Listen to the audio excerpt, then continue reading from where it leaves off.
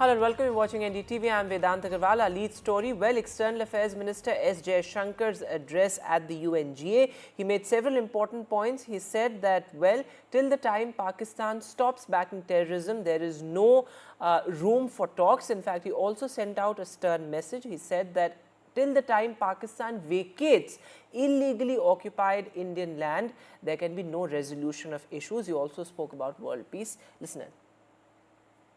Many countries get left behind due to circumstances beyond their control. But some make conscious choices with disastrous consequences. A premier example is our neighbor, Pakistan. Unfortunately, their misdeeds affect others as well, especially the neighborhood. When this polity instills such fanaticism among its people, its GDP can only be measured in terms of radicalization and its exports in the form of terrorism. Today, we see the ills it sought to visit on others consume its own society. It can't blame the world. This is only karma. Madam President, a dysfunctional nation coveting the lands of others must be exposed and must be countered. We heard some bizarre assertions from it at this very forum yesterday.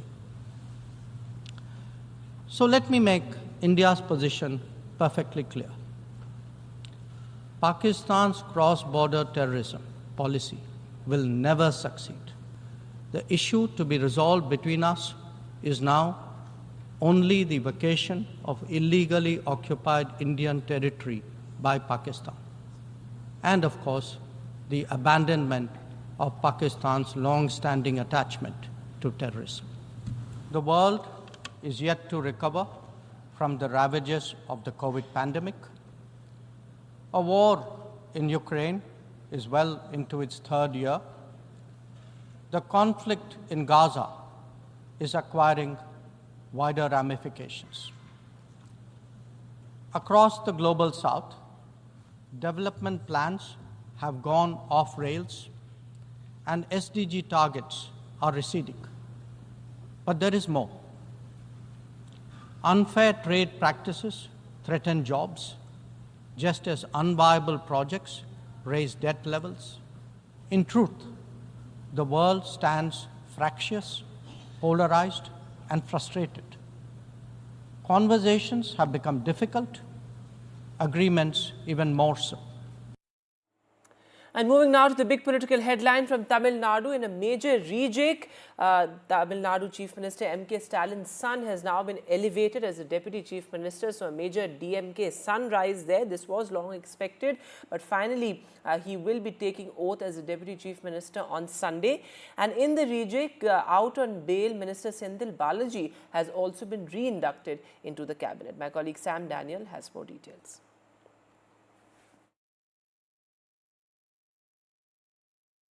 This was long expected.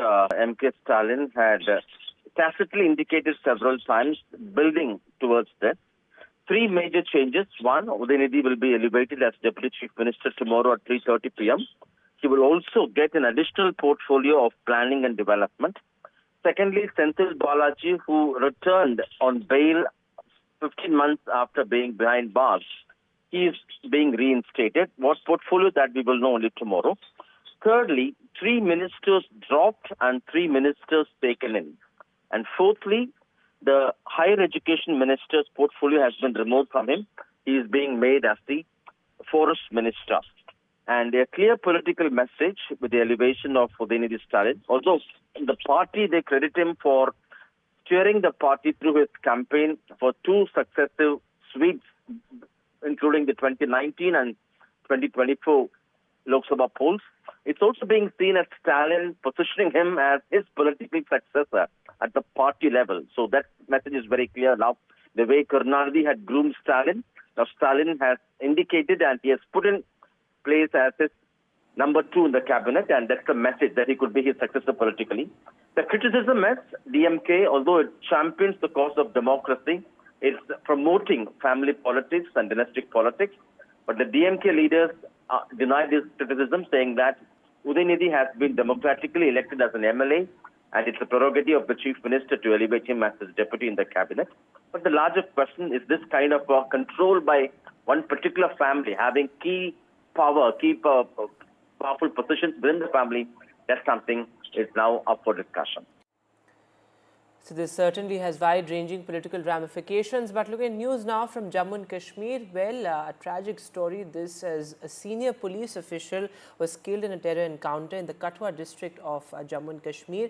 Another policeman was injured as well. Remember, the Katwa district goes to polls in the last and final phase of polling in Jammu and Kashmir. And this encounter took place hours after another terror encounter broke out in the Kulgam district of the Union Territory. My colleague Nazir Masoodi with the latest. One policeman has been killed in the encounter, a head constable of Jammu and Kashmir police, and then two officials have been injured. Earlier we have heard only one, but including an officer, there have been two others have been injured in this encounter. So during the night there is no gun battle now, but the larger area has been cordoned off. But it is a difficult area for the security agencies as well.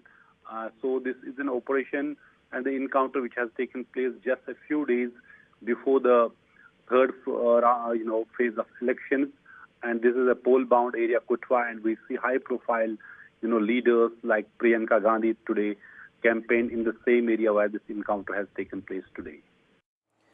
So, well, as Nazir is reporting, Priyanka Gandhi was campaigning in this very area of Jammu and Kashmir, the Katwa district. In fact, Prime Minister Narendra Modi also campaigned in Jammu, and he, took a jibe at the regional parties as well as the Congress party. Meanwhile, Priyanka Gandhi hit back and said that for the BJP, Jammu and Kashmir is nothing but a political pawn. Take a look. ये जो हमारी पीढ़ियां बर्बाद हुई है, इसकी सबसे बड़ी जिम्मेदार कांग्रेस पार्टी है। आजादी के बाद से ही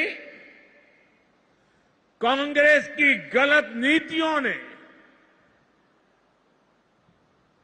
आपको सिर्फ और सिर्फ तबाही दी है। आपको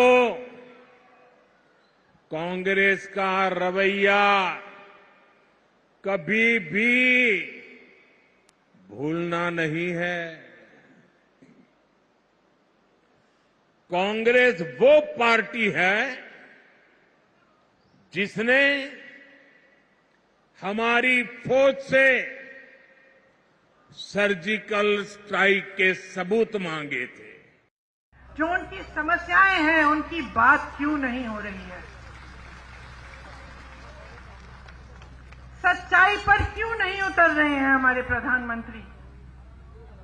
कि जब उन्होंने आपसे राज्य का दर्जा छीना तो क्या क्या छिन गया आपसे? एक एलजी हैं जो पूरा अपने हिसाब से अपनी मनमानी से राज कर रहे हैं। Meanwhile, the BJP versus Congress standoff only intensifying in Karnataka. This is the Karnataka police have now filed an FIR against Union Finance Minister Nirmala Sitharaman in the electoral bonds case. She, along with the other top leaders of the BJP, including BJP Karnataka Chief B.Y. Vijender, have been accused of criminal conspiracy and extorting money via the electoral bonds as well. The BJP terms this FIR baseless. Meanwhile, the Congress, including Chief Minister Siddaramaiah, facing the Muda heat, is now pushing for a resignation as calls for his own resignation grow. Take a look. ಈ ನಿರ್ಮಲಾ ಸೀತಾರಾಮನ್ ಮೇಲೆ FIR ಹಾಕೋರು ಈಗ latest ಜನಪ್ರತಿನಿಧಿಗಳ ನ್ಯಾಯಾಲಯ ನಿರ್ಮಲಾ ಸೀತಾರಾಮನ್ ಯಾರವರು ಮತ್ತೆ ಅವ್ರ ಮೇಲೂ FIR ಬಾಂಡ್ ಮೂಲಕ ಸುಲಿಗೆ ಮಾಡ್ತಿದ್ರಲ್ಲ ಅದ್ರ ಮೇಲೂ FIR ಹಾಕ್ತಾರೆ ಈಗ ಇವತ್ತು FIR ಆದ್ಮೇಲೆ ಅವರು ಕೊಡ್ಬೇಕಲ್ಲ ರಾಜೀನಾಮೆನ. Look at it from the prism of electoral bonds and look at what the Supreme Court has said. Once you've collected the money, though when you collected it, it was under the sovereign guarantee that names will not be disclosed. We are abiding now by the Supreme Court orders, wherein Supreme Court directed the state list of donors, which means out of the list of donors, Congress has received money, TMC has received money, the BRS or TRS, which is known as, that party has received money. BJP also received money. So therefore, this particular FIR which has been lodged and the complaint has been lodged, it's only as a political gimmick to trying to shield Siddaramaiah, because if Congress party has received donations in form of electoral bonds, which means Rahul Gandhi, Mallikarjun Kharge, Sonia Gandhi and their family also responsible for getting money through the same route. Meanwhile, in other news, Book My Show, the booking app, has now clarified on the entire Coldplay concert ticket route. Remember, there were huge allegations of black marketing as far as the sale of tickets were concerned. Book My Show has now said that it has absolutely no connection with certain illegal platforms that listed these tickets for Coldplay concerts. In fact, Book My Show has also said that they are actively cooperating with the entire investigation.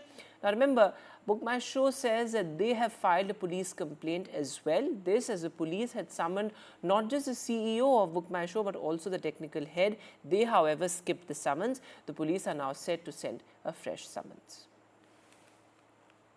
With that, we'll take a short break now, but there's more news on the other side.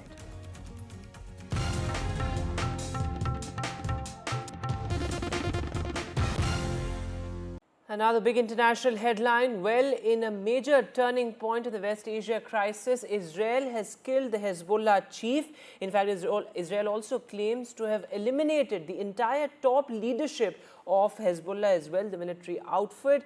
Many point out that this is the end of Hezbollah, but this, as Israel is also bracing for a possible retaliation, a counter-attack as well. Now remember, this comes after strikes on Israel as well. In fact, Israeli strikes on Lebanon has killed more than 700 people. Here's a report.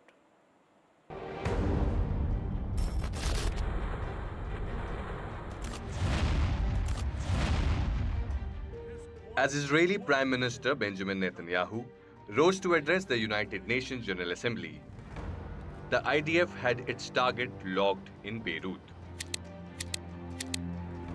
Hezbollah General Secretary and the most prominent face in Lebanon, Hassan Nasrallah, Israel military confirmed on Saturday that Hassan Nasrallah was killed alongside Hezbollah commanders in Friday's airstrike on Beirut.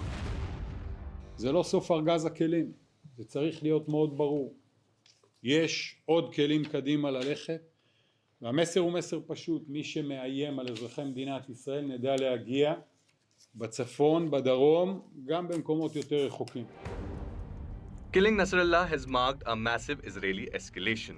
Israel's offensive against Hezbollah began on 8th of October last year, a day after Hamas's attack on South Israel. There was a tacit understanding then that Israel would not assassinate the group's senior-most leaders. However, this understanding has not been honored in recent months, with Israel killing several senior members of Hezbollah. It will continue for some time. Israel is actually, the Prime Minister of Israel, Netanyahu, is trying to drag United States into a regional war. He wanted to bring Hezbollah, Lebanon, and Iran on the same platform, because that's the only way to bring United States into the war, into regional war. Because at the end of the day, the objective for Israel is to destroy Iran and to destroy Hezbollah.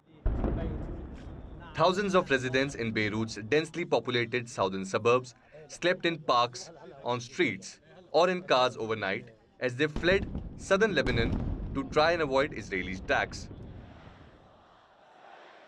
Taking precautionary steps, Iran, which is reputed to back Hezbollah, has reportedly shifted their supreme leader Ayatollah Khamenei to a safe zone.